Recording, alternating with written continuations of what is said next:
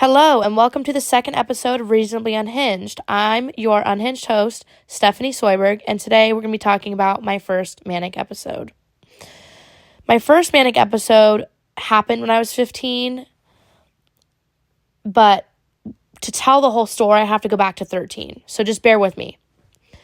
And I want to share a trigger warning. This does have to do with, dealing with sexual predators. So I just want to say that that's a trigger, like molestation, grooming, all that. So trigger warning if you don't want to listen. I just want to be mindful of those who may have experiences that don't want to listen to my story because it might be triggering for them. Okay, here it goes.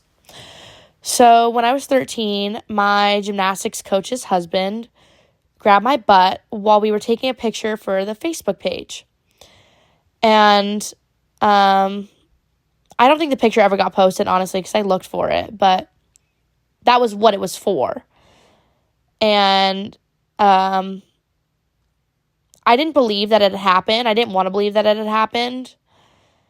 I didn't know what to think of it. And I just jumped up and ran off and decided to go be with my friends because I was so uncomfortable. I was like, wow, did that really just happen? And I didn't know how to tell anybody about what had happened, so I just kind of pretended like it didn't happen and continued about my life and continued to be groomed for what I believe was going to lead to more molestation, honestly. And probably even, I'm not even going to say the word. Anyways. Sorry, I'm just recalling my memory, so it's kind of hard to just wing this and just talk. I don't have any fancy editing tools. I'm just kind of going on the fly here on my iPhone. Basically, when I was 15, I was in a relationship with someone who I'm not going to name to protect them, but I'm not naming any names in this podcast, by the way. Basically, my gymnastics coach's husband had found out that I was in a relationship, and I'll never forget this day. It was May 5th, 2013, I believe, or March. It was like one of the M months. Anyways, no, I think it was May, or it might have been March. I don't know. Honest to God. It was an M month, it was the 5th, and it was 2013, and it was like a month before my birthday. So I was 15 at the time. And my gymnastics coach's husband asked me if I was a virgin, which made me super uncomfortable because I'm like, why does this guy need to know this information? And I just finally had put two and two together after everything he had put me through. And I was like, you know what? I think this guy's trying to do something here. And it just kind of clicked in my brain that I didn't understand what was going on, but I did at the same time. Like, I didn't know the word for it, but I knew that it was wrong. I got this really bad gut feeling. So I answered the question honestly. And I said yes. And then I went back to practice. And I had the best practice of my life because I didn't want to think about that conversation that had happened. So I just worked hard, was constantly taking turns, working my ass off. I think I even got a compliment from the owner, like, oh, wow, look, she's taking so many turns. And that was just all I could do is work because I didn't want to think about what had happened. And I went home and I slept and I went to school the next day and I had an absolute mental breakdown when it was time to go to practice. Like, I'm talking crying hysterically. I had asked a friend if I could go home with them. I lied to my actual coach who was married to the guy and told her I had a Spanish project to work on, and I had a meltdown. And my parents took me into the emergency room, and they wanted to admit me into the psych ward when I was 15, but my parents said absolutely not.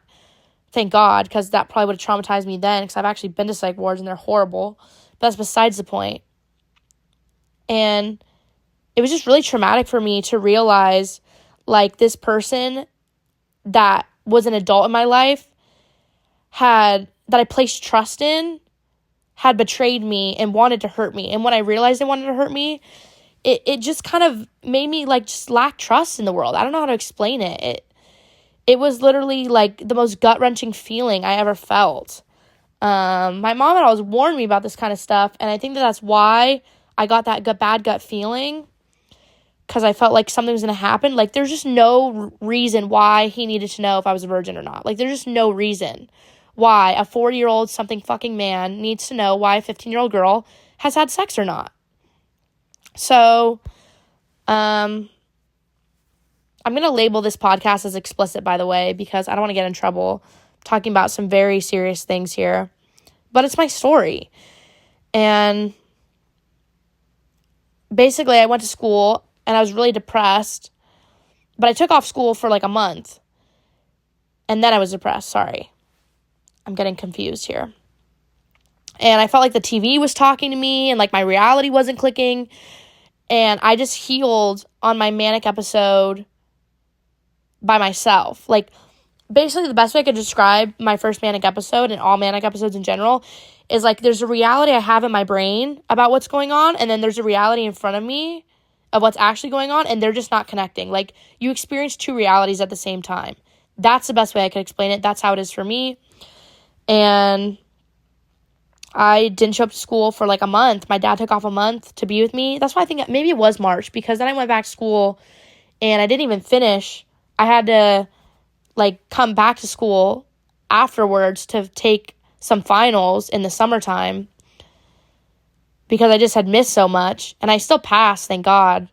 No, actually I didn't pass all my classes. I definitely failed. No, that was the next year. Sorry. I'm trying to remember as best I can and record this at the same time. And this podcast is probably going to sound like it's all over the place, but this is authentically myself. And that's all I know how to be. So I'm going to do that. But yeah, that's pretty much it. Like, so to recap, 13 molested, 15 manic episode, which leads into depression. And I guess maybe I'll talk about that more on a different episode, but that was my first manic episode. I thought, like, the songs were about me. I thought, like, the TV was about me. Like, I was hella paranoid. And I couldn't explain it to anybody. I couldn't talk. I mean, my dad told me that I was just, like, mute, basically. Because I didn't know how to express myself. And I wasn't able to express myself until I got older because I didn't understand what was going on. Like, I really encourage parents to have conversations with their kids about this kind of stuff. Because I'm not mad at my parents, but I just feel like maybe I would have known a little bit more how to talk about it.